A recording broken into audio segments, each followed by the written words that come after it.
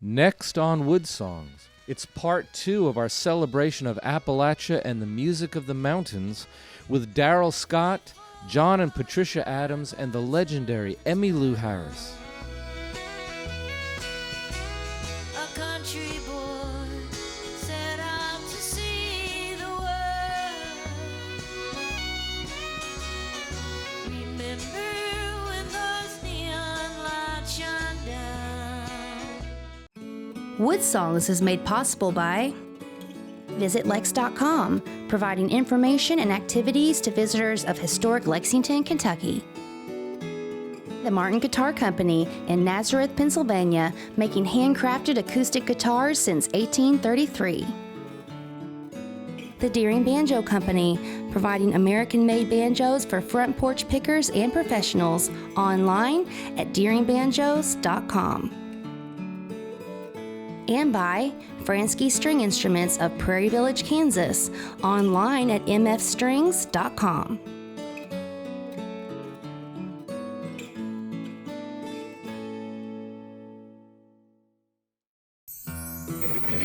Here on the Louisiana Hayride, his name is Hank Williams, the drifting cowboy. On the Grand Ole Opry, Bill Monroe and his Bluegrass Boys.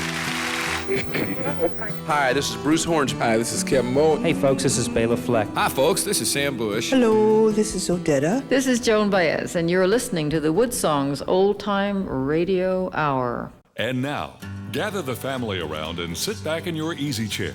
It's time again for the WoodSongs Old Time Radio Hour, our worldwide celebration of grassroots music. Let's welcome folk singer, author, and tree hugger, Michael Johnathon.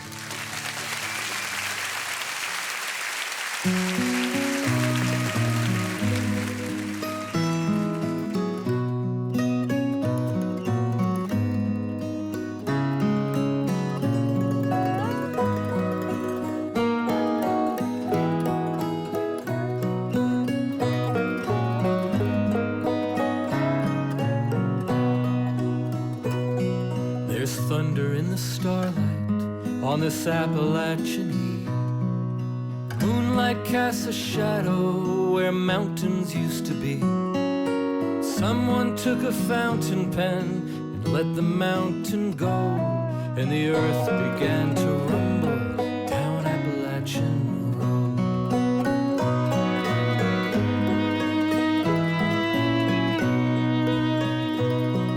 Allowed to bomb America, to mine a heavy load.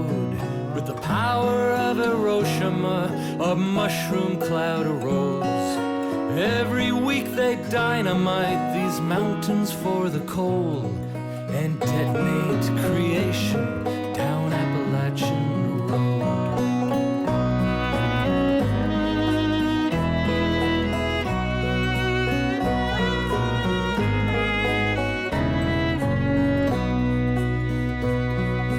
Once they had their music, front porches and their homes, the people would all gather to sing and praise the Lord. Music left these mountains, trading people for the coal. There is no rhyme or reason down Appalachian Road.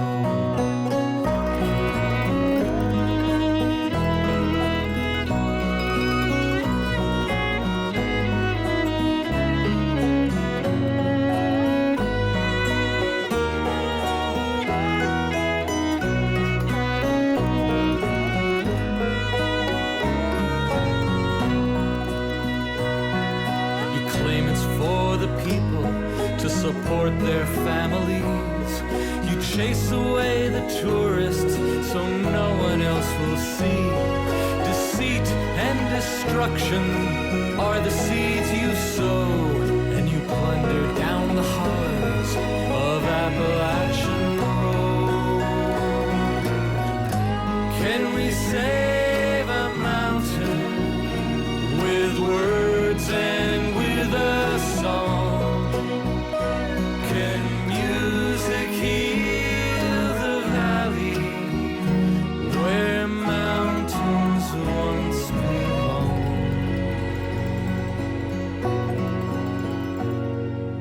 Lost mountains, and many more will go. But I know what will stop you before the next one blows.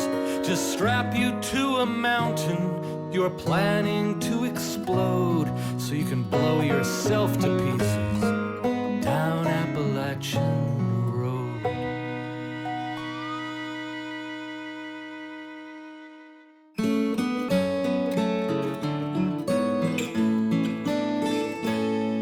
And welcome to the historic Lexington Opera House in our hometown of Lexington, Kentucky.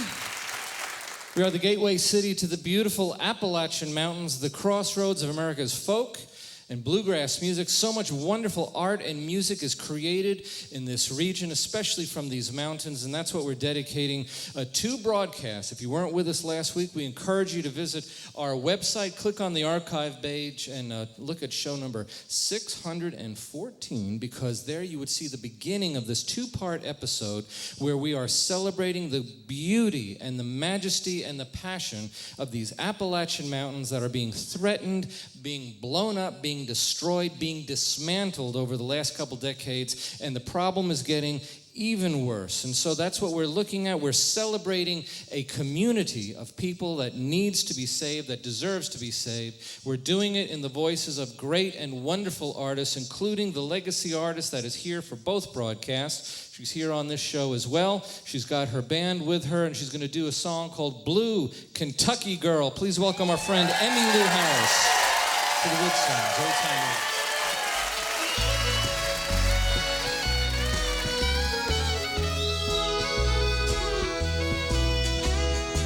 Left me for the bright lights of the town. A country boy set out to see the world. Remember when those neon lights shine down? That big old moon shines on your Kentucky girl.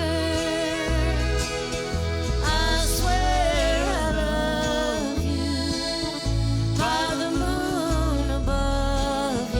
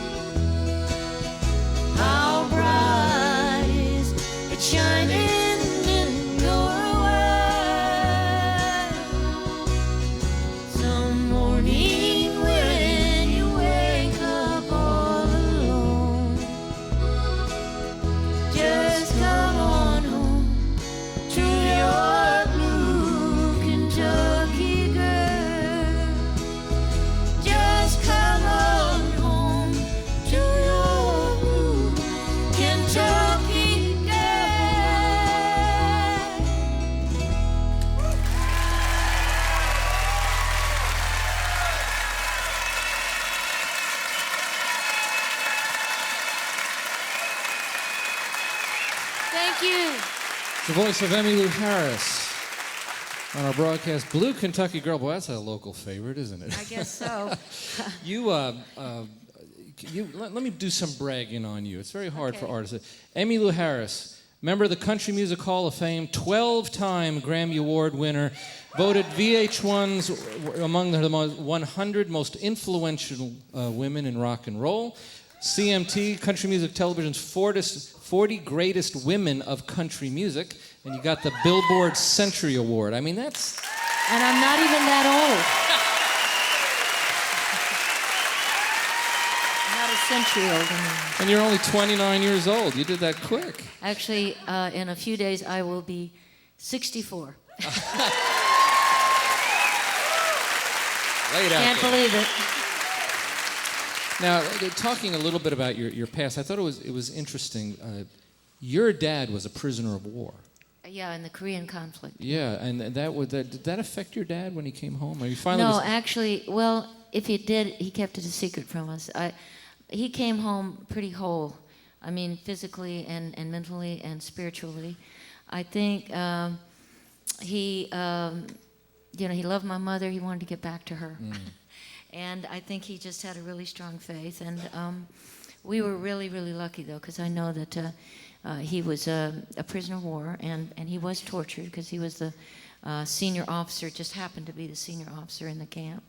But I think he felt that they just never found his breaking point, and that you just can't judge people, because it's a pretty horrific experience. But we were lucky he came back to us whole and well, and very much himself. Well, we're glad.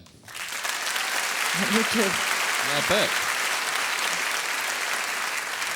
So you saw it at an early age, the idea of hanging on, holding on, the power of love. I mean, he came home on the power of love. On the power of love, and also just my whole family. I mean, I had a wonderful childhood, loving parents, grandparents, aunts, uncles. I mean, we're very. I didn't know what a dysfunctional family was till I went to college.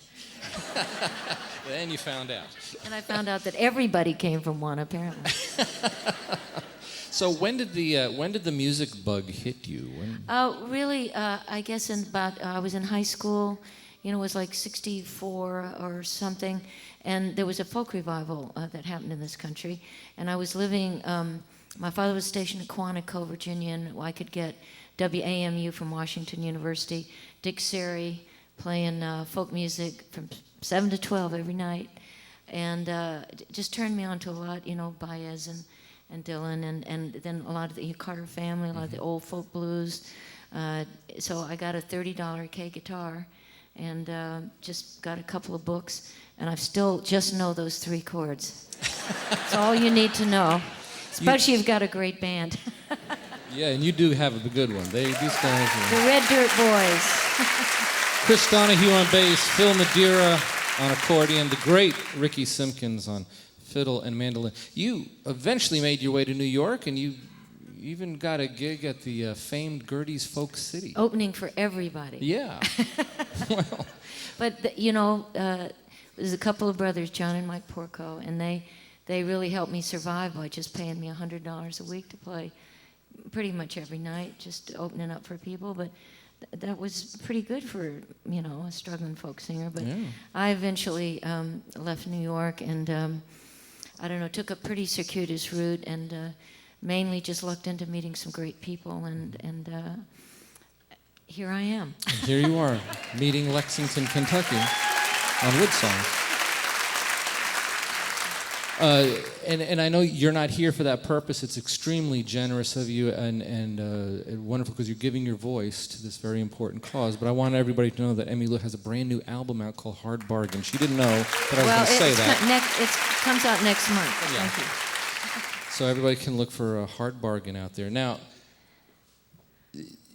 the success you've had as a musician, as an artist, the the experiences that you've had, seeing your dad holding on to love and faith and family and stuff, that really does translate into what we're talking about on these two shows. What is happening in Appalachia, what is happening to the mountains. Those people out there feel the same way about their homes and their communities the way your dad felt about getting home to your mom. Well, yes, and also my father, I mean, he was a career Marine, but anytime he had a patch of land anywhere, he was planting trees and taking care of the land.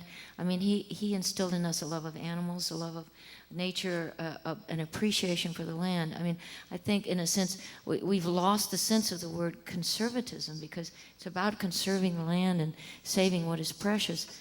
My father passed away in 1993, but I really think he would be horrified at what's going on now in the mountains. And what we're specifically talking about is the dismantling of the Appalachian Mountains. They're looking for coal, they're looking for energy. America's very hungry, starved, power starved. It needs energy, the world needs energy. The coal is a big part of it, but what they're doing to get it right. is Well, hurtful. blowing the tops off of mountains, it's, the way I understand it, and I've been learning about this issue, I mean, they're not getting that much coal. It's not necessary for them to blow the tops off mountains to get coal. This is not an anti-coal campaign.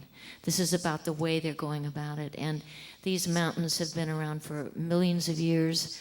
The Appalachians actually is the oldest mountain chain in North America, seeding every plant and tree and shrub, west of the Appalachians. But also, besides, the people, their land that is precious to them for so many generations, the music that I make, that I came to love through folk music and country music, bluegrass music, this is where this music came from. This is sacred ground. And I think we need to protect this, not only for the fact that we should be the protectors of the earth, but we do have to protect cultures and where we came from and what defines us. So we're hoping that programs like this radio program, will educate people, because a few years ago I didn't know about this. And I think it's important to find out about it.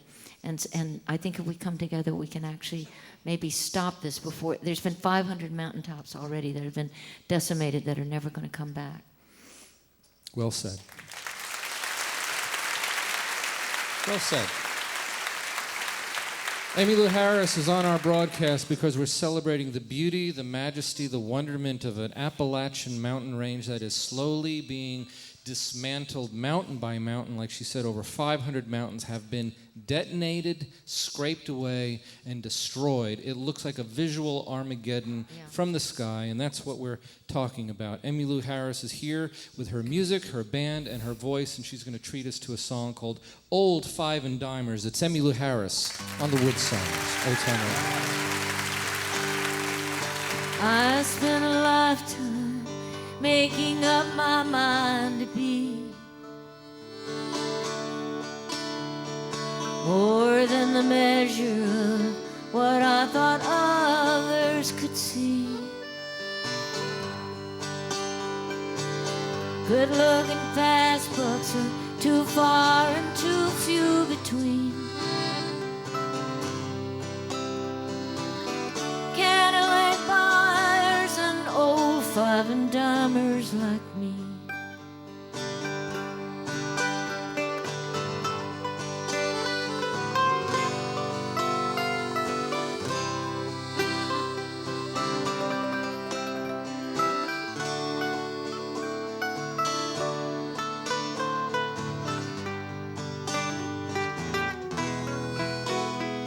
Well, she stood beside me, letting me know who she would be. Well, something to lean on when everything ran out on me. Fence yards ain't whole cards, but like it's not, never will be. Reasons for rhymers and old five and dimers like me.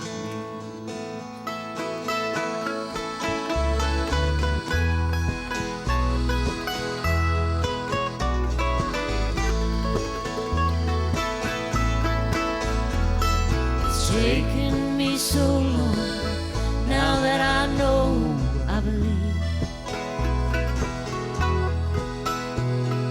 all that I do or see is all I ever will be. Too far and too high, too deep, ain't too much to be. Too much ain't enough for old five and dimers like me.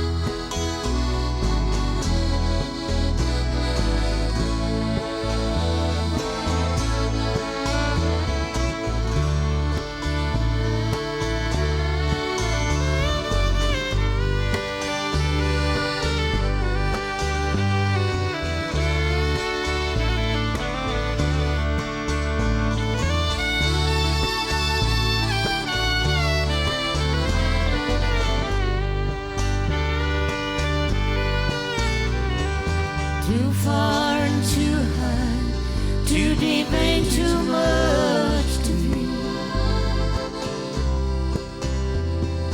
Too much ain't enough for old five and dimers like me.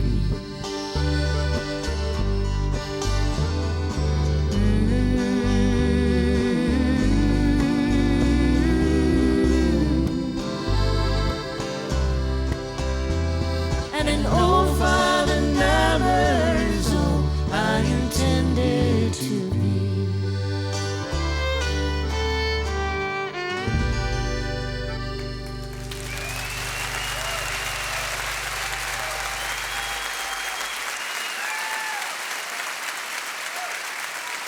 Emmylou Harris, old five and dimers. Isn't that great? We're going to get back to the music of Emmylou Harris in the second half hour, but right now we want to turn our attention to a son of the Appalachian Mountains, a native of London, Kentucky, one of the finest songwriters in America, and he's going to do a song called A Crooked Road. It's Daryl Scott on the WoodSongs, Old Time Radio.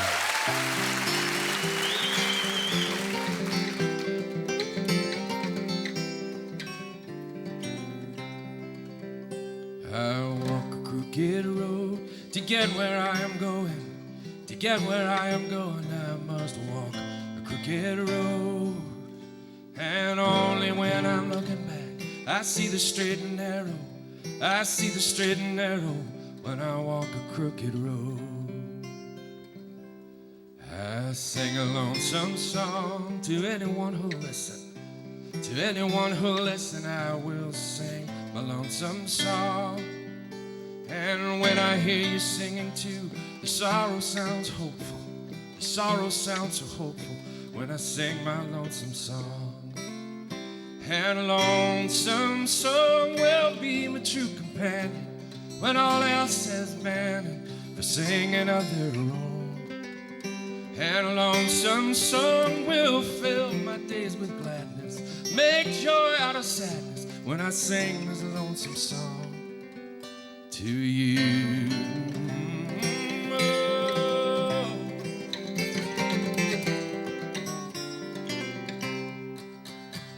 I love with all my heart, there is no way of stopping. I have no way of stopping, I just love with all my heart. Through the broken and the beautiful, the bad news and the good news. The bad news and the good news is I love with all my heart. And a loving heart will be my true companion when all else has abandoned for loving of their own. And a loving heart will fill my days with gladness, make joy out of sadness when I bring this loving heart to you.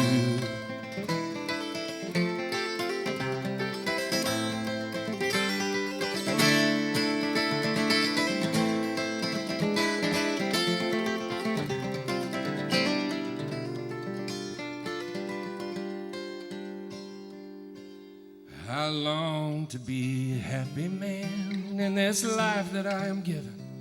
In this life that I am given, I long to be a happy man. And when the noise turns to stillness, I see I have the makings. I see I have the makings to be one happy man.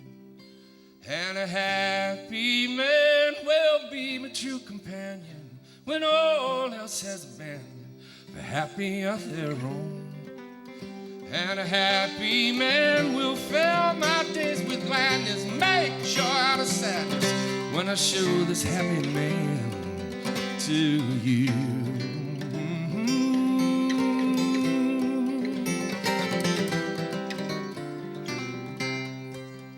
I walk a crooked road to get where I am going. To get where I am going, I must walk a crooked road. And only when I'm looking back, I see the straight and narrow. I see the straight and narrow when I walk a crooked road.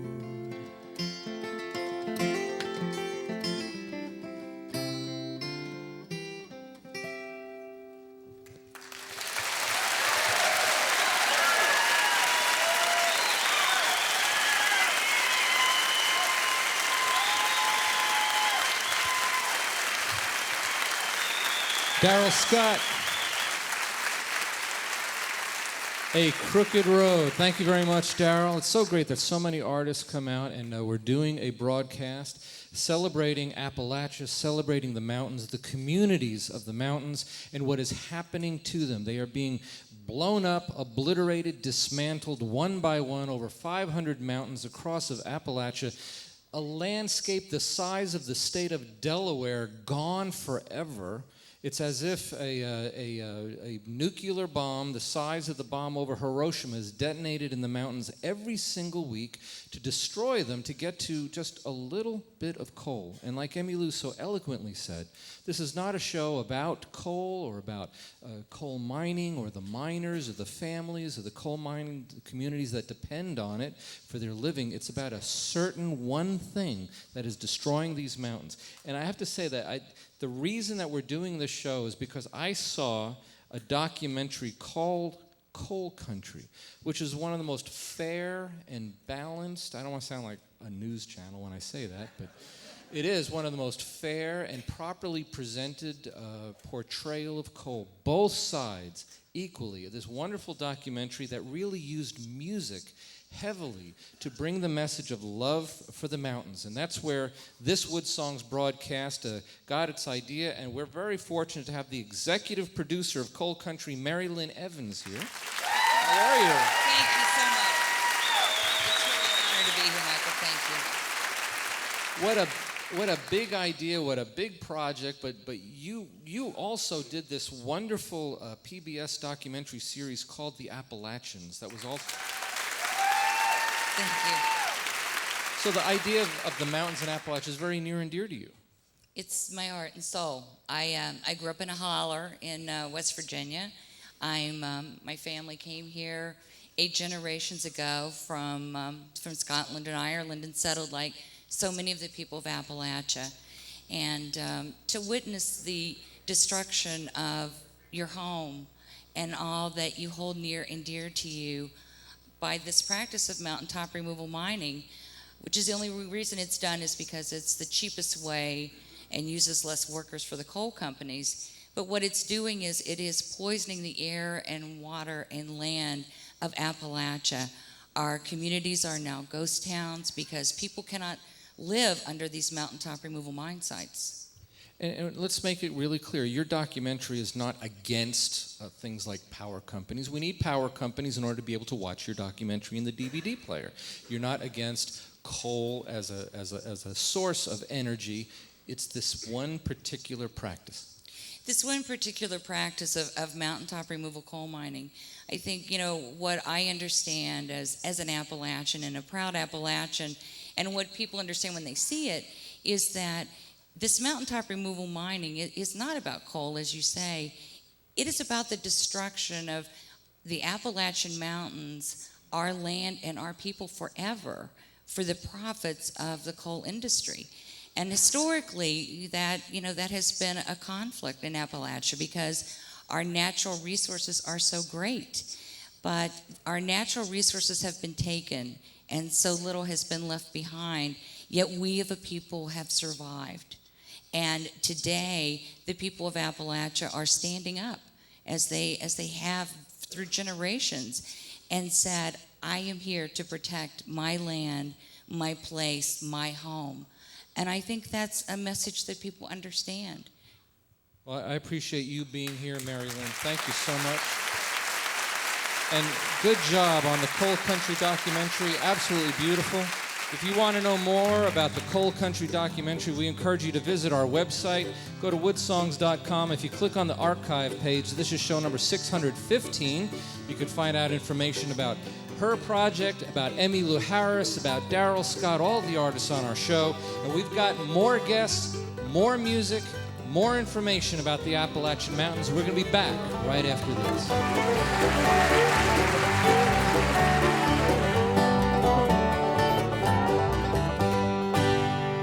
Hi, this is Kathy Mattea, and you're exploring the world of grassroots music with folk singer Michael Johnathon on the WoodSongs Old Time Radio Hour. And thank you, Kathy. She has a wonderful project, a CD, an album called Coal.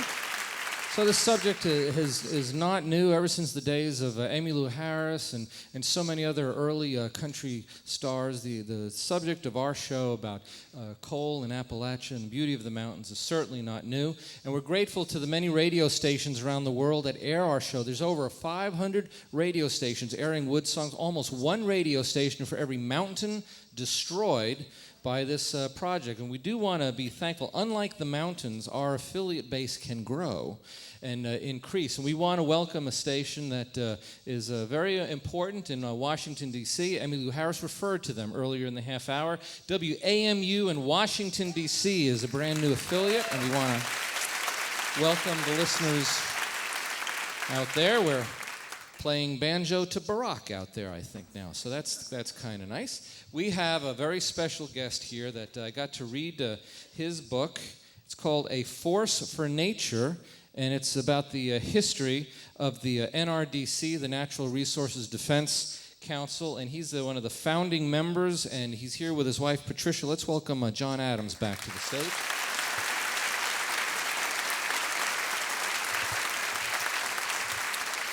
John, we had Mari-Lynn Evans here before the break, and she was talking about her documentary of Coal Country. And it's why is it so hard to get the message out to the general population that this is happening? In the previous broadcast, your wife Patricia was referring to that. It's very hard to get the message out that this devastating thing is happening to the grand region of mountains called Appalachia. Well, I would say that partly because where the mining is taking place, it's hard to get to. So you don't really see it. And you have to fly over it, or you have to drive in really close. And you've got to get people from Appalachia to take you there. And that's hard to do. So what we're doing, and what Emmylou Harris is doing, is by song, getting the message out. And the first time that you saw a mountain removed, destroyed, detonated until it was gone. I mean, what's wrong with that? Well, it's ungodly, actually. I mean, it's really the destruction of nature, and one of my mottos is stand up for nature, and that's really what I would ask everybody who's here, is to think about nature and stand up for nature. We all have to do it if we want to save what's important to all of us. And, that takes a little bit of work, but there's a great way of achieving things, and we've had experience down in the southern mountains, in the Cumberland Plateau, when Bowater was clear-cutting lots and lots of the Cumberland Plateau. We met with the president after 35,000 members sent letters, and we had a really good conversation, and they abandoned the practice of clear-cutting in the Cumberland Plateau. I think if we can marshal the troops and marshal our friends and the people who care about these mountains, we can stop this. Well, I think that's a good thing.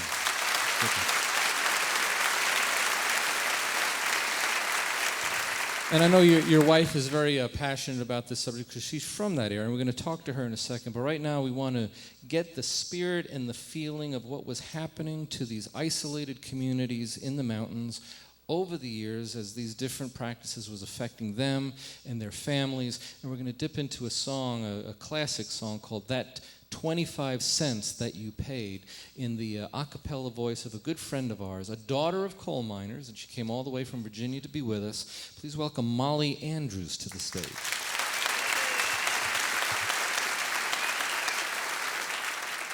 Sad the day when I saw the steam shovels a-coming, the clank of their wheels as they clattered along. Deep in my heart a voice seemed to be saying, goodbye, my sweet home, you soon will be gone. In 1880 my folks were rejoicing. They just sold the mineral rights to the farm for 25 cents an acre. They sold them. My folks didn't know they would do any harm. Leave them alone, please do not disturb them. Don't dump the yellow clay mud over their graves. Although the law may say you have a right to, because of that 25 cents that you paid. This house, it was the house of my father. His mother and father, they lived here too. Don't dump the yellow clay mud over their graves. Although the law may say you have a right to, because of that 25 cents that you paid. Don't force me to leave the house I was born in. Don't force me to leave the land dear to me. Just take back that 25 cents that you gave them and just go away, and please let us be.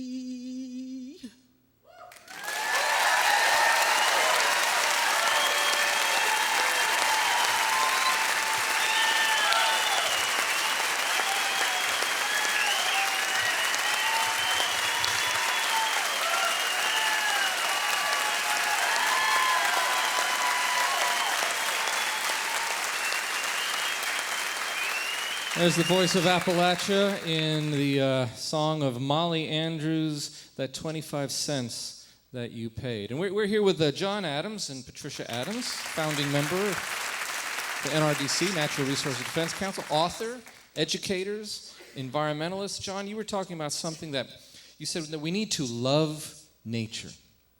Henry David Thoreau loved nature.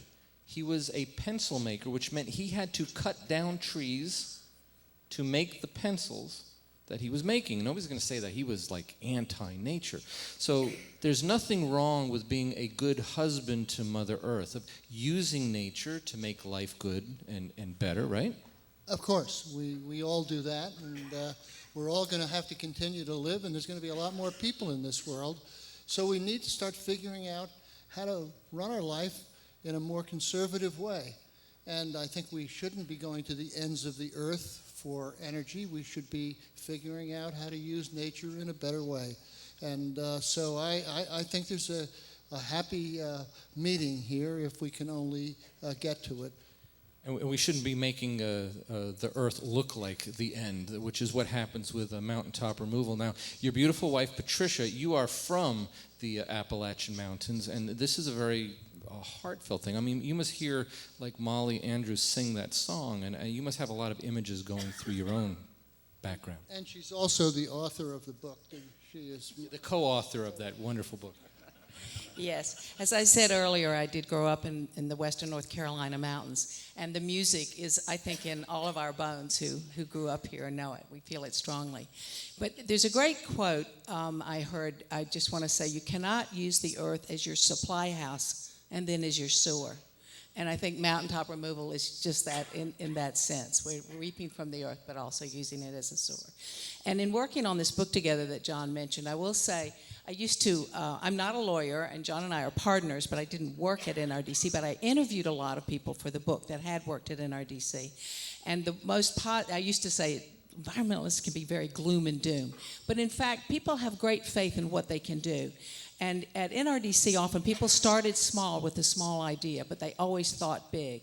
And the power of the people and the power of voices, which is Music Saves Mountains, will make an enormous difference here. There's no corporation or political leader that cannot hear the voice of the people without doing something. Well said. Thank you, Patricia. And the book that they co-authored, it's a beautiful testament. If you're interested in doing things in your community about the earth, about the environment, about nature, A Force for Nature is a fantastic story to see how they created the NRDC and how they created all these causes for the earth and for the environment. Like Rolling Stone magazine said, if Mother Earth had an attorney, it would be this guy, John Adams. So thank you guys very, very much for coming out. Appreciate it. Appreciate it. Thank you.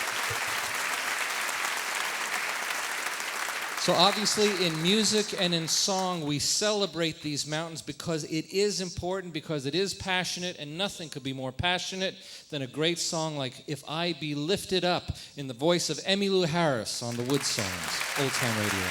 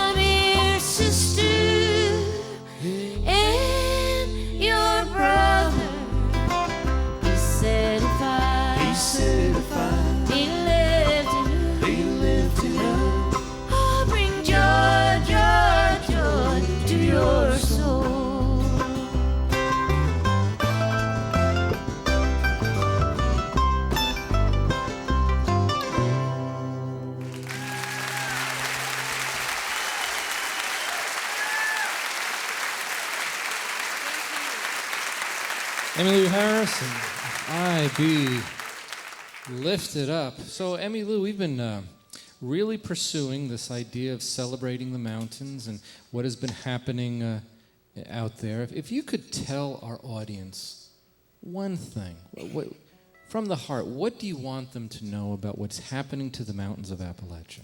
Well, I wish you could see it, but if you can't do a flyover, there are images that I suppose are available on the internet that when you see it, it's kind of hard to believe. It's like what you would imagine the top of the moon would look like. There can be no life. It's gone, and it will never come back. So what we have to do is to try to stop it. I hope you will explore this and find out more about it, and join with the NRDC and all these folks that are doing the heavy lifting and really trying to stop this practice, because it's really completely unnecessary. It's all for greed, and it just doesn't have to be. And I really do believe that if people join together, we can stop this. So thank you. And a couple of things to sort of accentuate with what Emmylou has been saying, what John Adams has been saying. I mean, destroying the mountain, blowing them up, pushing the mountains over the side, and crushing and obliterating the streams around them. The streams, the sludge, everything that's going into it. It's. Well, the sludge thing is what really grabbed me. It's not just the dismantling of the mountain, but what's created are these huge little lakes of sludge and surrey. This very poisonous black liquid that comes off the process. I saw a National Geographic magazine, and this really shows how little gets known outside the region of the mountains. But in the year 2000, 250 million gallons of sludge buried parts of Martin County, Kentucky, our own state, as deep as 5 feet. This is a river of black poison. This was 25 times bigger than what was spilled by the Exxon Valdez in Alaska. And yet very little was said about it. Very little was said. Why do you think it's so hard to get the message out? You asking me? Yeah. I'm doing my best. Yes, she is.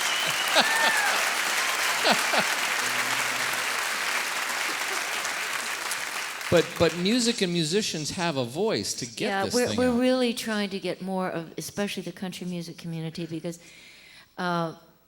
those of us who make our living, because we love the music, but we're benefiting from this music. This area of the country, the Appalachians, is where this music was born. It's really the sacred ground of country music, and I think we have. This is something that we need to take care of, and keep this place safe and show respect for it. And so I think the voice really has to come, a lot of it has to come from the country music community, and we've got a lot of artists that have signed on. And hopefully we will get the message out. And you're a part of that message, and we're very glad that Emmylou Harris could be here with her band. And they are going to do a song, a closing number for us, a gorgeous song called Green Pastures. Emmylou Harris on the WoodSongs, Old Time Radio. Troubles and trials often betray those on in the weary body to stray. But we shall all be silent, still waters, where the good shepherd leading the way. Those who have strayed were sought by the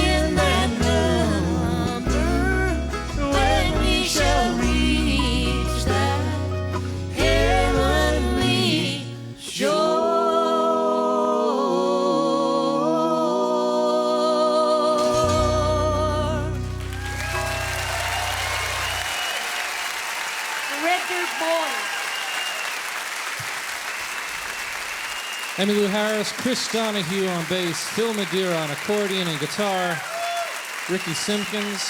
Wasn't it great having Daryl Scott on the broadcast? And the amazing Emmylou Harris.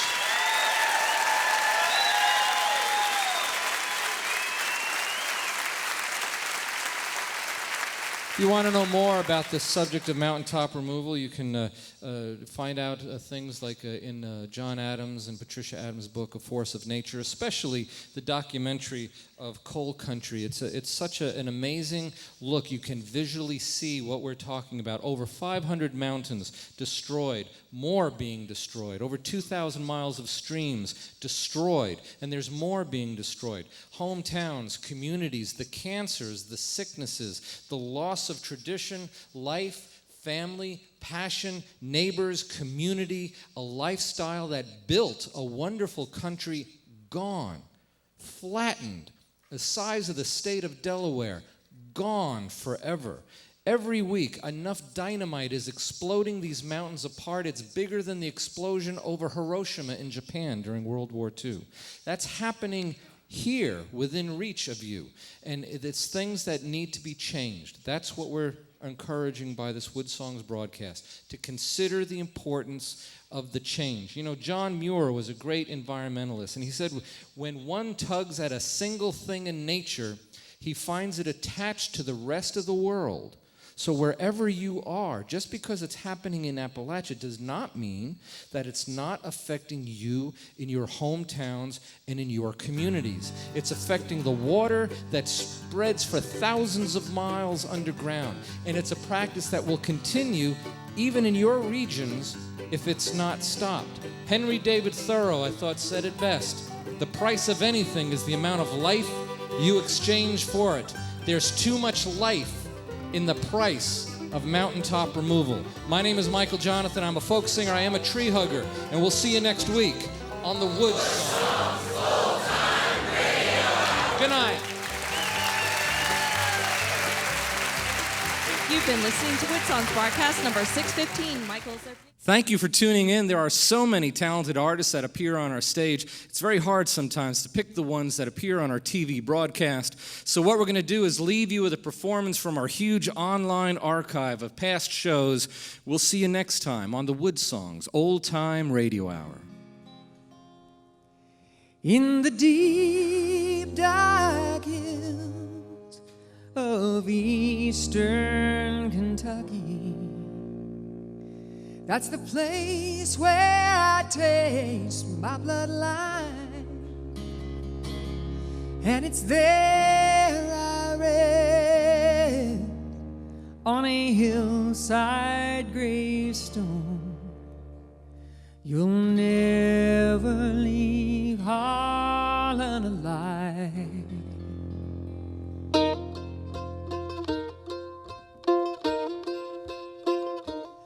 Oh, my granddad's dad crossed the Cumberland Mountains, where he took a pretty girl to be his bride. Said, won't you walk with me out of the mouth of this holler, or we'll never leave Harlan alive. Where the sun comes up